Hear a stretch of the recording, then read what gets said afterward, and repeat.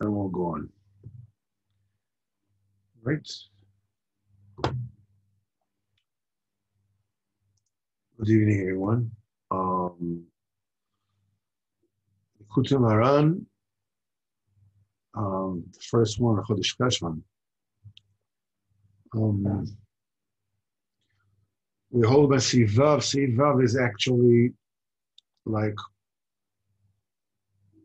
going to the next phase in the Torah. So let's just do a little recap of Torah up to here. We may even look at, Rav Nosson wrote two Sfarim, like they are like a Reader's Digest, as it were, of the Likutey Moharan. So he showed it to Rabbeinu. Rabbeinu liked it a lot. This is basically not, it's not the what they call the full Kitzur Likutey Moharan, which was put together later, I believe, which was basically or like a technical summary of the Torah.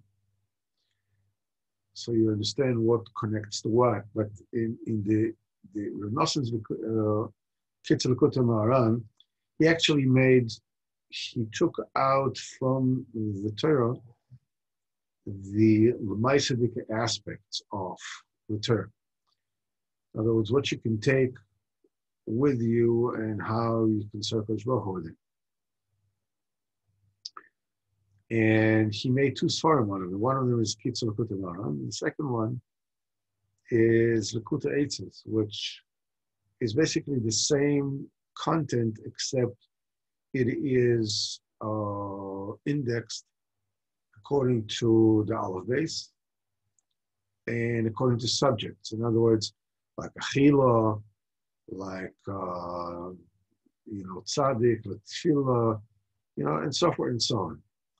So you know what Rabbeinu said about every single subject. So we'll take a quick look, and it's a shame, once we sort of make a short synopsis on the Torah up to now, from the beginning until the end of Siman Hey. So after we have explained that there is a neshama that is mamshich to the world, the Be'ura Torah,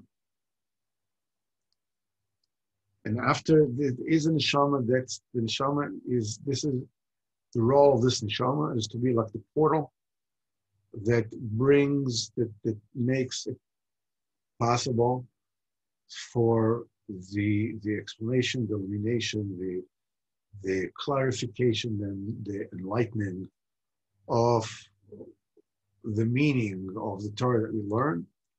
This goes through this neshama. Once this neshama passes away, so the tzaddik, the chacham, that brings down Biur Torah from the supernal heart, which is the Bina, which is the source, he has to bring it down. He can't get it from this neshama. He has to bring it down. The minute there's a dip, there's a brownout.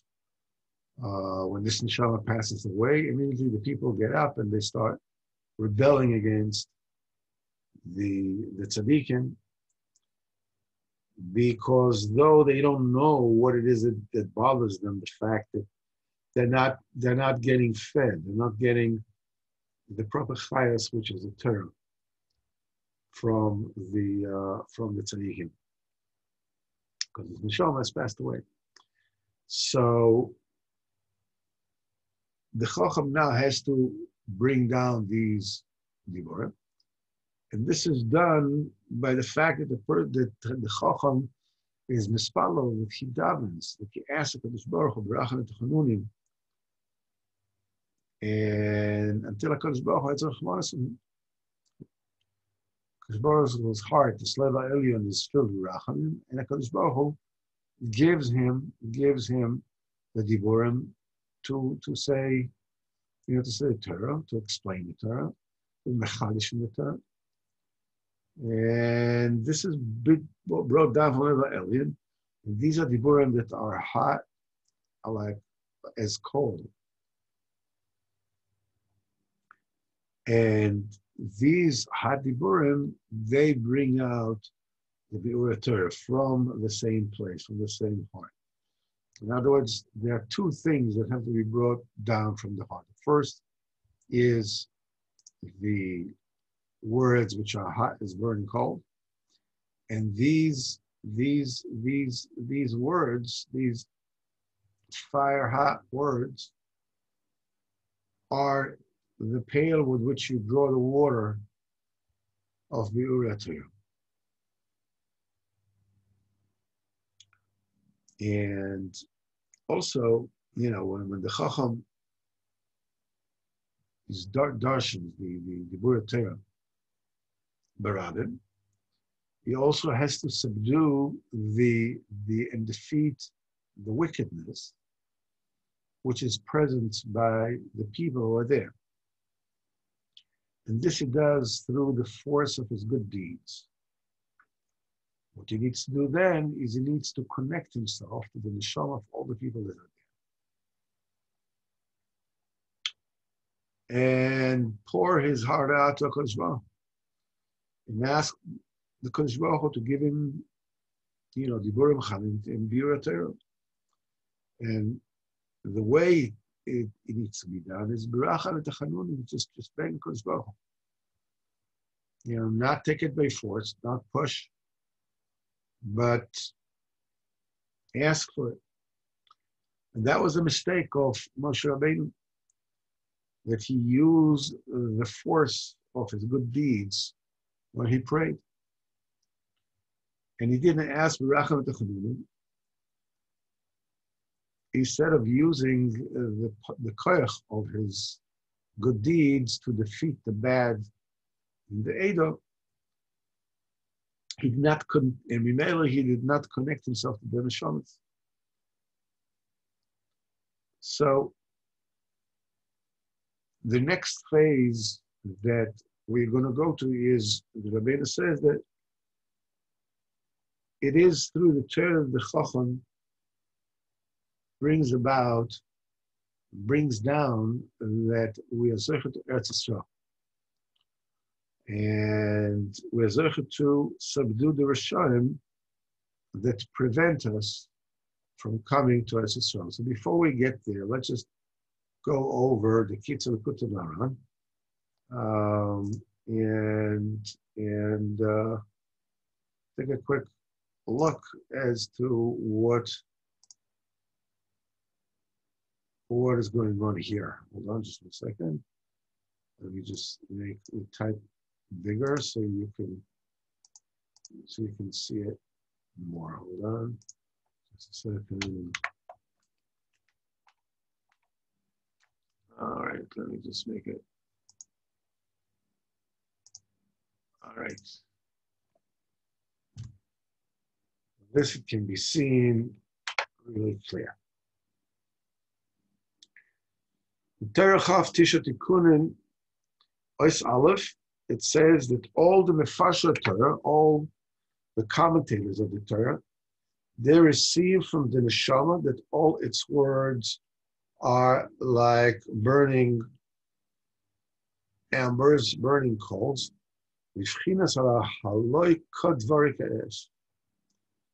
All my words are as hot as fire. This neshama is worked over with yisurim of pas b'melach toichol, bread with salt you shall eat, and just a measured amount of water you will drink.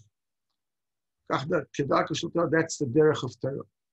When this neshama falls off from that, kodvarika esh, my words are like burning coals. V'ran itztananin, and its words are cooled off, then it passes away. The immediate consequence of that is nistalkim b'Torah. The explanations of the Torah are also going away. All the explanations this neshama was bringing down are gone away, and all the mefarshim, all those who explain the Torah, they cannot get shum bir b'Torah. They don't get any kind of insight, any kind of illumination. That brings about a quarrel and meriva, an argument on the tzaddikim, a dispute on the tzaddikim. This is the main machlokes in the world. What is lacking is the biur, is the illumination, is the explanation, which is actually the teretz on all the kashas and the merivas. The reason why there are arguments in the world is because there is no explanation. People don't understand what is the answer to the kasha. We explained it a little bit in Spurei Maisis about this Indian that being that this world is under the dominion of the moon, and what we have is a world of shadows. So the minute that you are going around in shadows, you're moving in shadows, you don't have any clarity. So you have a lot of obstacles on your way. You have a lot of problems being able to make sense of things because everything is in the dark. And you see a shadow of a problem as a problem and so forth and so on. But the minute that you flip the switch and you turn on the light, everything becomes very plain. All the kashas go away. Go away. You don't have to, the monsters, on the wall turn out to be just an old coat that is hanging on a peg, and so on and so on. Because in broad daylight, all the monsters, all the kashas, all this, they all go away. They exist because, I'm sorry, I apologize, in the world of shadows. So now there's a new reality, the reality that you have to bring down the Bira Torah. This is I think this is the Bir, this is a Kitzah on the long one. This is not the short one. But anyhow, everybody wants to be Mashik Bira Torah. First of all, has to bring to himself words which are high as coal, which is coming out of the supernal heart. It's Sulevavi, the rock of my heart. And you have to pour a speech and tefillah for Hashem Yisborach first. And through that tefillah, Zracham of Hashem Yisborach, are because Baruch has compassion on you. And the Lev Elyon opens up. Because the main Racham is in the heart. This is the source of all the Hadiburim. And it's also bring down Biur Torah also from there. That's why everybody who wants to explain it Torah has to first of all daven to HaKadosh Baruch Hu, to give upon him diburim that the heart is cold, and then you'll be able to explain it. And Siman Gimel, Rabbeinu said that when a tzaddik darshans barabim, before the biur, he's mekasher himself to all the people, all the neshamas, and he pours his speech before HaKadosh Baruch Hu. Then his tefillah becomes tefillas rabbin. Of course, tefillas rabbin is accepted. As enkel kabiloimas. And there's additional benefit that for the tefillah, greater kedusha is being added above. This excites the love of Elyon and it brings an abundance of clarity in the Torah that he's saying. So, because the tzaddik has to connect himself to everybody, the chacham is connecting himself to everybody. So each and every person that is there has a chilek in the Torah, which is being wrote down. The more people that are there, then it's a tefillah that comes of many more neshamas. It adds a lot of kedusha above, commensurate with the number of people that are there. It's a difference between somebody who learns from the Sefer, somebody who learns from the Chacham. Because when you learn from the Chacham, your neshama is miskasha with him, and you also have chelik in this explanation. There's an extra benefit also that the people that are there, their wickedness is being subdued through the Chacham Aderesh. The goodness in the Chacham Aderesh, the Darshans, it subdues and brings down the wickedness. And according to, the subduing and defeating of the enemy, of the klipas that are around the alien, you take him out of Sifra Achar and bring us through the Rishus of the Kedusha. Sif Daled, Rabbeinu says, when the Chacham is Bispal Kodim Madrus, he has to daven betachminim. Yes, he has to beg in supplications. He has to ask HaKadosh Baruch Hu as a free gift. And not, say, I deserve this. Even though at this point in time, the potency, the force of his good deeds is awakened and is present, and he has a lot of koyach. But the reason for his koyach, that he gets his koyach, is not, to have pride, not to push, not to force to get tefillah, not to get what it is that I want, no matter what, but to subdue the bad that exists by the people that are coming, that are there. Because when you have a lot of people, there's good and bad, and to subdue the bad. But for HaKadosh Baruch Hu should stand like impoverished person. And in Oshei, Rabbeinu says that's why a person should never ever push himself on anything, but just beg with mercy. HaKadosh Baruch Hu will give him, he will give him, if not, not.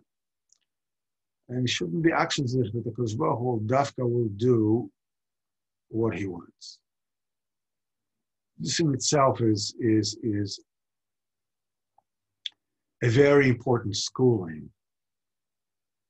This is what we have learned so far. And now, B'ezrat Hashem, we will continue in the Likutey Moharan in Simon Vav, in Siv Vav. Let me just make it bigger. Okay.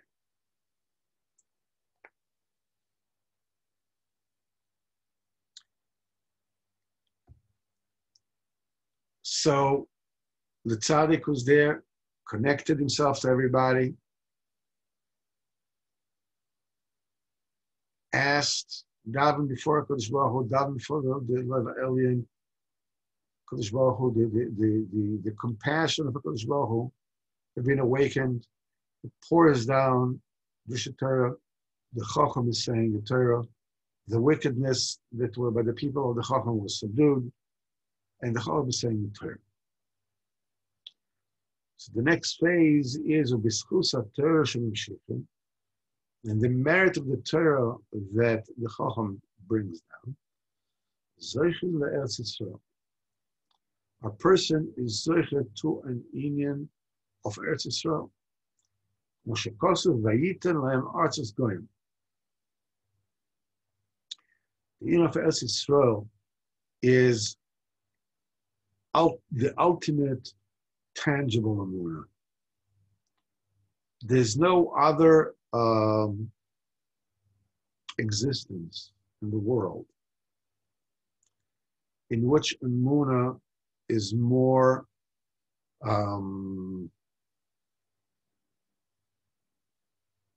tangible and self-evident than Eretz Yisroel.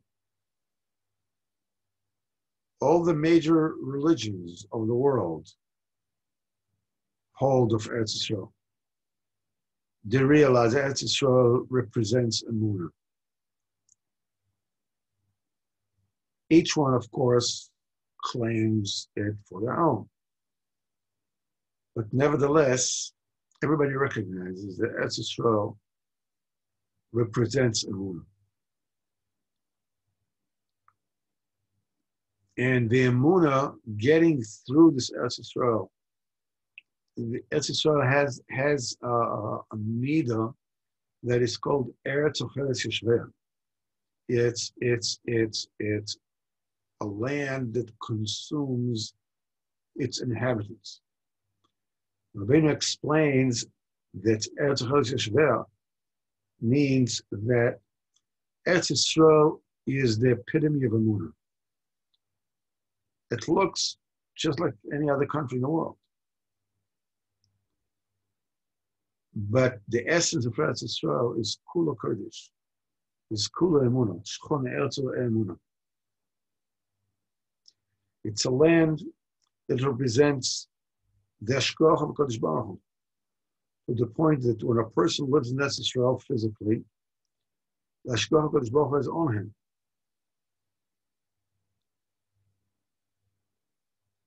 And there are tefillos in Likutey Moharan about coming to Eretz Yisroel, being zocher to Eretz Yisroel. So the question is, why do we have to answer that? We live in Eretz Yisroel, don't we? So, Abdallah Koenig, Zecher Tzaddik Livrocha, actually relates to this particular point. And he says that he told Rabbi Avram Steinhaus, Zecher Tzaddik Livrocha, about what he thought this might mean. And Rabbi Steinhaus was very happy with his explanation.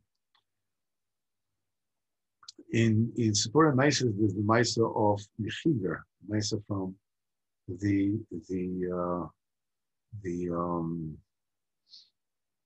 cripple, which, by the way, may be the next Meiser that we will learn in Mitzvah Shem. But the over there it says that there's a way, there's a junction where different ways coming out of it, different roads coming out of it. And these roads that are coming out of there, one of is a road of tzaddikim, one is the road of mishgoim, and one is the road of and it says, and Rabbeinu says over there that every tzaddik, wherever he steps, Mishamayim, they put the earth from that particular road, the road of tzaddikim. So you're stepping all the time on sand, on earth of tzaddikim. And crazy people, wherever it is they walk, they're stepping on earth of tzaddikim. In itself is unbelievable sadist that is in there. But he says that you can live in Eretz Yisroel, but you are actually not in Eretz Yisroel. Why? Because if you're not zocher to Eretz Yisroel, you're not stepping on the earth, as it were, of Eretz Yisroel. There is like the earth becomes chutz la'atzdika earth. Like Rabbeinu says that when through dancing in Mechis Kapayim, we're clearing the air in chutz la'aretz to make it to be mekadosh b'mokum kedusha Eretz Yisrael. It stands to reason that when a person lacks the kedusha, where he's standing on in Eretz Yisrael, he's actually standing in chutz la'aretz. You have to be zocher to stand in Eretz Yisrael. It doesn't matter where you are, in Eretz Yisrael or you're outside. The halacha, avada, you're in Eretz Yisrael. You have to keep the dinei shmita. You have to give meiser. All these in Yom Lagabe halacha bevadai. This is Eretz Yisrael. But to be zecher to the ruchnis of Eretz Yisrael, to become eaten by Eretz Yisrael, to become one shtickle walking emunah. For this, you need the Torah of the tzaddik. For this, you're zecher to Eretz Yisrael, Moshe Itev, Moshe Kosev, Vitenam, Osus Goin. Unfortunately, it's not as easy as that. Well, Eretz Yisrael, Yachat Mishloisha Dvarim Sheboim Adei Yisurim is one of the three things that come through Yisurim, through suffering. It says, Ve'ikar Yisurim, the main thing that causes the Yisurim are the preventers. Rabbeinu calls them moinim. These are the Rishonim that slander, Motziyat Dibas Aretz. They slander Eretz Yisrael. They're the one that are blocking a person from getting to P'chinas Eretz Yisrael. This is one of the reasons that it is so damaging and it is so corrupting to hear any news or any kind of talk that comes from people that are Rishayim. Whether they're Goyim, whether they're people that Tinuk Shenishbo, they're Chayav, nobody comes here to judge anyone. But being that they live the life of rishus, whether they know better, they don't know better, it doesn't matter. They are slandering Eretz Yisrael. They're shifting our way of thinking. Even when you look at Haredi newspapers, Haredi websites, Haredi magazines, it's still influenced by is this one good, is that one good? And is for us, is not for us, and all kinds of theories. Remember, I saw in the elections at a certain place that the people, Baruch Hashem, Charedim, Shem, Torah mitzvahs. And throughout the night of election night, you had pundits, you had commentaries. And when you come to think of it, what is the comment about? Any kind of prediction, we already saw doesn't amount to Hila being. Whether elections is here, elections in America, that doesn't matter. It's all a shtus. Especially when people are already going to the polls. What are you talking about? You wait until the morning, you'll find out what happened. What are you talking about? The answer is, we have a business to run. We want people to be here because everybody wants to see, what the score is going to be. That's the ultimate, that's the ultimate Super Bowl. This is the elections, who's going to be prime minister, who's going to win the World Series. So people come and they give a blow by blow. But what are you talking about? The point is that the entire head is in this world. It is through, they talk, these are the burim of the slanderers.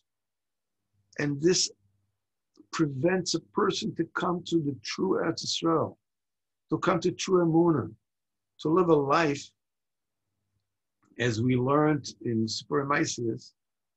The ultimate melucha is when you aim to lift the Shekhinah, to bring it up, to rebuild the Shekhinah, whether in your stature, whether in the way that you look at yourself, whether it is in your bed, whether it is in your table, whether it is in your, in the menorah, which is your seichel, which is your chachma. It's not devoted. It's not influenced by the slanderers. It's not influenced by people that are filled with shtuyot. This kind of point of view is extremely damaging. And people think, but I disagree with them. It doesn't matter whether you agree or disagree with them. The fact that you know what they're saying and what this side is saying is already corrupting the mind. It prevents you from getting to Eretz Yisroel. And he says, it is, first of all, you need to subdue these Rishonim and to punish them. B'chabo v'katla, with a sword and with killing. We're talking about a spiritual sword, obviously, and a spiritual killing. And then you can get to Eretz Yisroel. As you notice, it is a very similar pattern for the Chacham, what the Chacham needs to do in order to bring down the Torah. He has to subdue the Rishonim first. So we have to go up within the Shamas and bring down the Torah. And once the Torah is being brought down, again, you have to subdue the Rishonim. The Chal v'Katla, it's the force of the Kedusha. If you remember, in Torah base, we said that the Cherev and the Keshet, that the sword and the bow, is Tefillah and Bakasha. It's all prayers. And this is the main weapons of Mashiach. Mashiach is going to conquer the entire world without a single shot, without a cruise missile, without any of these fancy weapons that they have. Mashiach is going to conquer the entire world with the non-conventional weapon of tefillah. And the power of the tefillah of Mashiach, besides his own tefillah, because Mashiach is, of course, the biggest tzaddik, that there ever was. He is Mashiach Tzidkenu. He encompasses all the tzaddikim together. He's also working with the tefillos of all Am Yisrael. Every single tefillah that you daven, you have to make sure that this becomes, that is weapon grade tefillah. So the Rebbe says in Torah base, it has to come for Shmiyas Abris. It has to be tefillah of B'chinas Mishpat. B'chinas Mishpat, it means a tefillah that is aimed to elevate the Shekhinah, as we said in Sipur Maisis. That's the goal of everything. And Samuel Dikazach in Torah base, Rabbeinu says, how can you get to B'chinas Mishpat? How do you get the tefillah to be like that? How do you know where's the middle? Where's exactly you have to daven for? Rabbeinu says, you give tzedakah before the tefillah. That makes you a mishpat. So the tefillah is automatically B'chinas Mishpat. Tremendous. When you take a look at Likutey Moharan from that point of view, you realize that the eitzah that Rabbeinu brings is totally new, and it just boggles the mind. You understand that you have to daven for Kedushas Habris, you have to. Even this Rabbeinu says, it does that you connect to the tzaddik, you B'chinas, Yechudei Eloah. I think in a very, very high madrega that you get from the tzaddik. Now you have to subdue these Rishonim in the weapons of sword and slaughter, as it were. And with this koach, you can get afterwards to Eretz Yisroel. And Rabbeinu says, "V'zeh koach l'noseh," showing this power to punish the Rishonim has to come from Edom. You can get it from Edom because the force of gvurais, of taking things by force, has to come from Eden. As Yitzchak has blessed Esau, and he said, Al chal b'chatichi, you shall live on your sword. So he is the custodian of the sword. If you'll notice how many legends of the Goyim surround the Indian of the sword. You know, Arthur in the Round Table, whoever's going to take the sword out of the rock or whatever it is, he's supposed to be a king, whatever it is, everything is the sword, the sword, the sword, the sword of Esau. Interestingly enough, the keshes, the bow, is the weapon of choice of Ishmael. As the Torah says about Ishmael, that when he grew up, and he became an archer, a marksman archer. It is said that,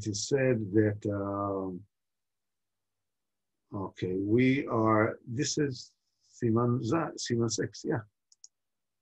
Yeah, it's Torah Chaf, but it's the 6th paragraph Vav.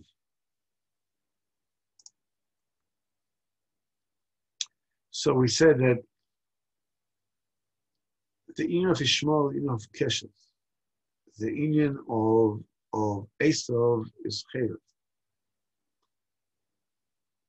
It's very interesting. They said that the most genuine Ishmael that there are around today are not the people from Saudi Arabia or Jordan or Syria or Egypt. These are all kinds of riffraffs. The real clean Ishmael in our time is Turkey. They are the genuine Ishmael. And it's very interesting, the Russians are the quintessential Esau, of course. The entire Indian is red, right? Red Russia. This is their color. When there was there used to be wars between Russia and Turkey, the Crimean War and so forth and so on. So historically, you can notice that any battle that was fought with sword close at hand were won by the Russians. And any battles that were fought by the bow were won by the Turks, the Ottomans. It's because this is their thing. You can see what's the difference between a sword and a bow. A sword is you reach the target with your sword. The sword is an extension of your hand. It's a physical proximity. An arrow is you shoot and it flies. If you aimed well, it hits. So we said that the tefillah, the Bnei certain Torah base, has two mouths, has two edges. Shivcha shel makom shel asrachim. Yaakov Avinu says about Shechem, about Eretz Yisroel, that Asher lakachti miyad ha'emori, that I have taken from the hands of the Amorites, the Charabi or the Kashti, with my sword and with my bow. Rashi says, Onkelos said already, Betzoyser va'usim, with my tefillah and with my supplications. Rabbeinu explained this is Shivcha shel makom shel tzachov.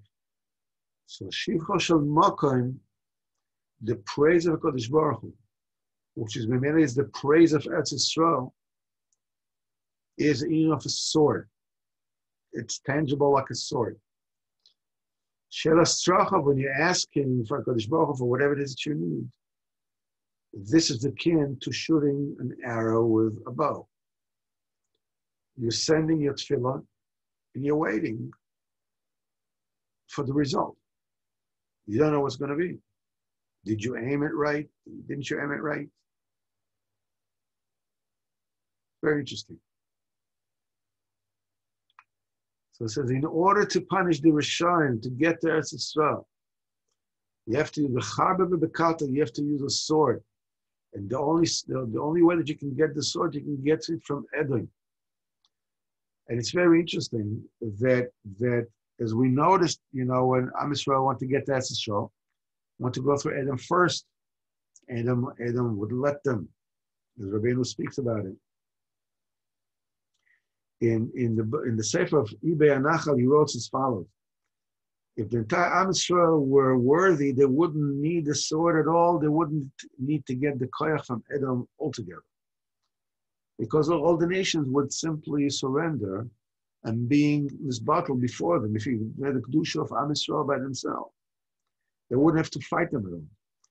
That's the way it's going to be in the future, when Mashiach will conquer the entire Edom, without shooting anything. You don't have to shoot anything, you have to force anybody.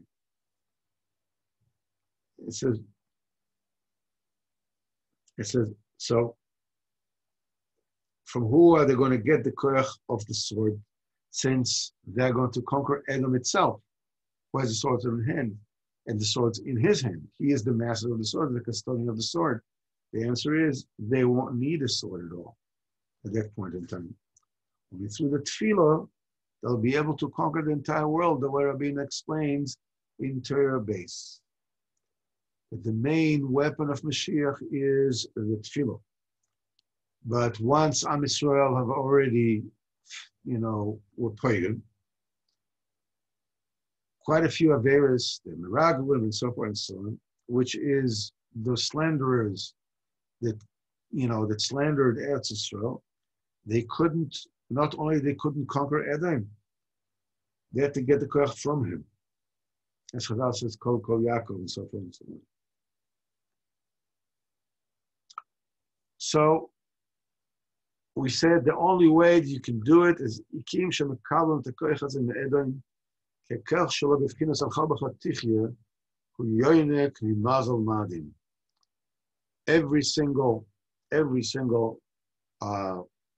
where the 7 stars that are the 12 mazolos and 7 stars that go throughout the day, and each one of them being the source of the chayas of a certain time of day, certain nation, and Mazel Madim, which the Goyim call Mars, is the koyach of the cherem, the koyach of the sword. The custodian of that is Esav. And this has to be, this koyach has to be gotten from Edom. And Rabbeinu says, you should know, through the spiritual force that being created by Oasis of Torah Shechidesh, that the spiritual force that are created from the letters of the Torah, the Chacham, was Mechadesh. HaKoiches ha'elu, these koiches are Malachim Mamish. These koich are actual angels. Umehem mekablim ha'koich me'edom. They are the one who receives the force of Edom in order to punish the Rishonim, the Chaba v'Katla. V'hem nivroim, how are they created? B'fchinas Hashem yiten oimer, Hashem will give oimer, a speech, a Torah. V'hem anishim et Rishonim, v'sot tzvarav, they become great armies, and they are the one who punish the Rishonim. Shemalach v'tzavalach, Hashem v'fet v'tidloch, and so forth and so on.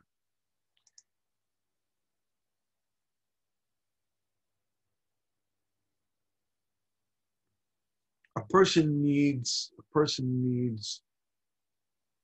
to face adversity.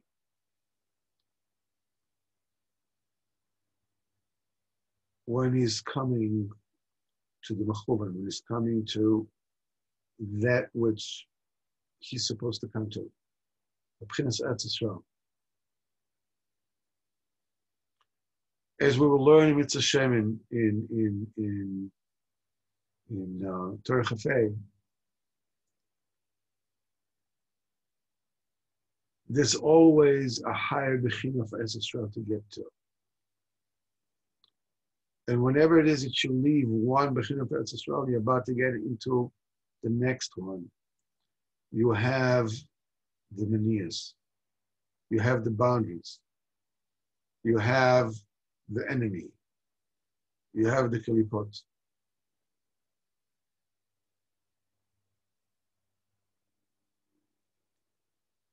And the fight is always, always, always through adding kedusha above,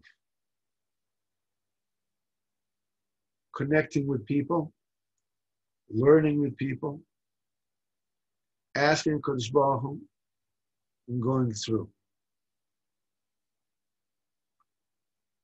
It's very easy for a person to feel that he's riding high, he's having a great time. All right, I achieved, things are shining to me. Oh Hashem, everything is illuminated.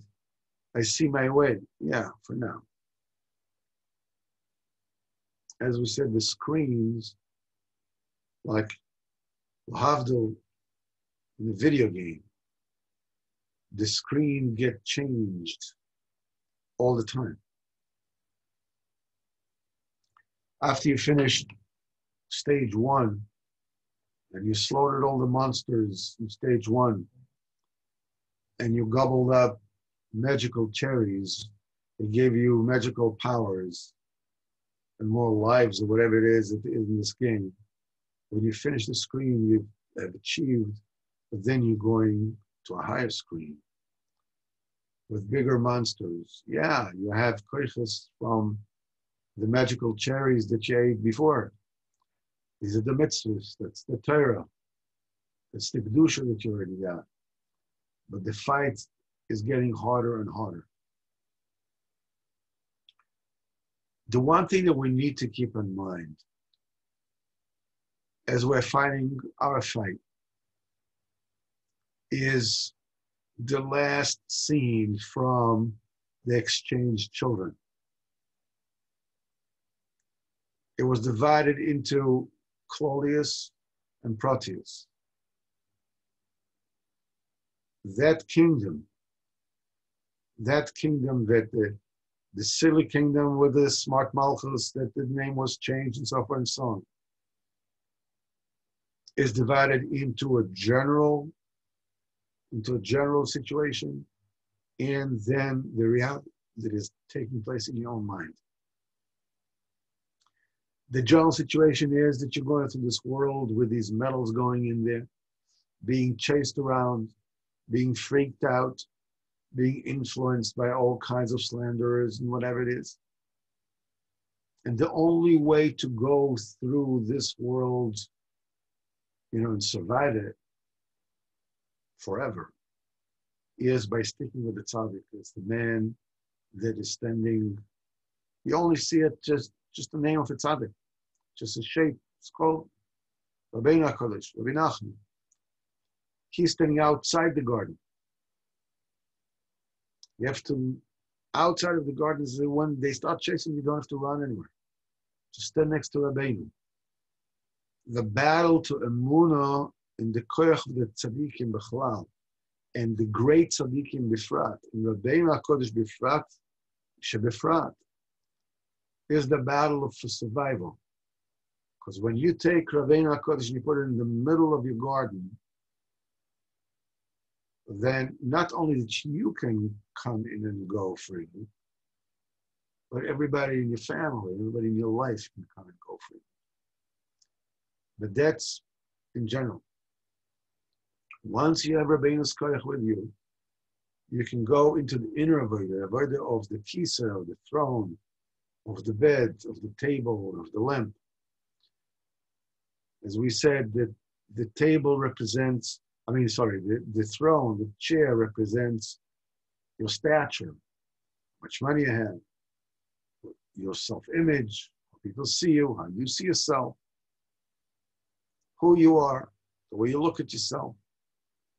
There are warnings. Remember, there are roads leading out, and there's a golden lion. Now you can make a lot of money, but that money is a lion. That gold is a lion who will swallow you if you get too close. The main nikuda is to take the rose that is on the bottom and to put it all the way on the top. This is rebuilding of the Shekhinah. That's what Rabbeinu says in Torah base, the Tefillah B'chinas Mishpat. And the same thing is in your bed, the same thing is in your table, Kushas Achila, and it ultimately the Kedusha of your Machshava. When you finish one stage, it's all being taken away from you, as it were. You are in a new screen. You're facing the battle all anew. It feels to you as if you haven't done anything, but it's not true. You just got one step up. Bezat Hashem will continue to talk about the different pitfalls of this particular milchama next week. And Bezat Hashem, this on Thursday, and Bezat Hashem will learn Likutey Moharan. And the next time Bezat Hashem we will meet will be on Motzei Shabbos. Motzei Shabbos will be 9 o'clock. We'll learn Sichas Aran. Then we can talk afterwards and make some decisions about what do we want to do as far as time is concerned. I have the Chavrusa which I have to consult with before we can make a new time. So, B'ezrat Hashem, I wish all of you a good Shabbos, Parshas Noach. It's a gewaldige Parsha, obviously, beginning of the world. So much to learn. I remember just one thing. It's like, we'll talk about it in Motzei Shabbos, but it won't take your time now. But just remind me, to tell us to go. That of course is Terek of your base, Parshas Noach. So Hashem will